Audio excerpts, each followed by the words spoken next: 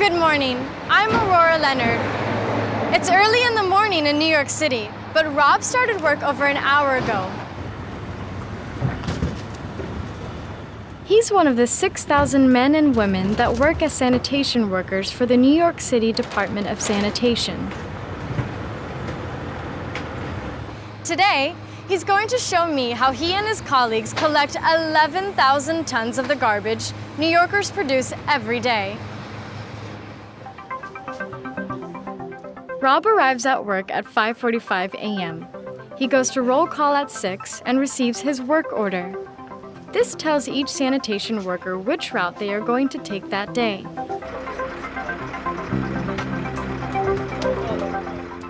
After roll call, Rob and his partner set off on their route. Sanitation workers always work in pairs. One is the operator and the other is the loader.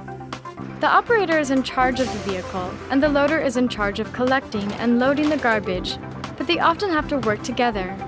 There's a lot of waste, and the bags are usually big and heavy. Today, Rob's working in Manhattan. He works for 8 hours and gets 3 breaks: 15 minutes in the morning, half an hour for lunch, and 10 minutes in the afternoon. He usually finishes at 2 p.m. after he and his partner have deposited all the garbage at the disposal site. Rob's work is very physically demanding. It can also be extremely dangerous. They work in busy traffic and operate heavy machinery. Toxic waste is also a major problem, and the job frequently appears in lists of the top 10 most risky professions. In fact, it's even more dangerous than being a police officer or firefighter.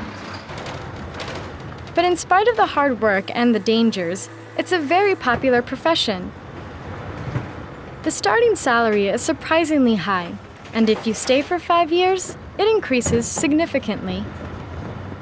The Department of Sanitation is also a very big organization, so if you're ambitious, there are plenty of career opportunities. A city like New York will always need waste management systems, but it didn't used to have a street cleaning service. Street cleaning started in 1881, but it wasn't until Colonel George Waring became its commissioner that New York's sanitation department became the highly organized operation it is today. Almost 120 years later, the department continues Waring's mission to keep New York's streets clean. But the job has changed.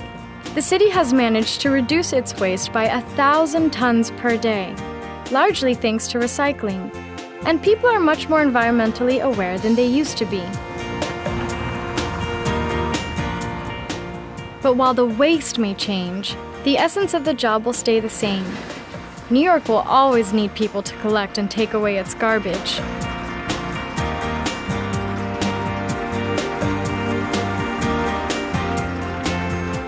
For most of us, our responsibility ends when we leave garbage bins on the side of the street. It's easy to forget people like Rob, but imagine what would happen if they didn't do their job. Sanitation workers provide an essential service. They work to make our city a cleaner, healthier, and more pleasant place to live.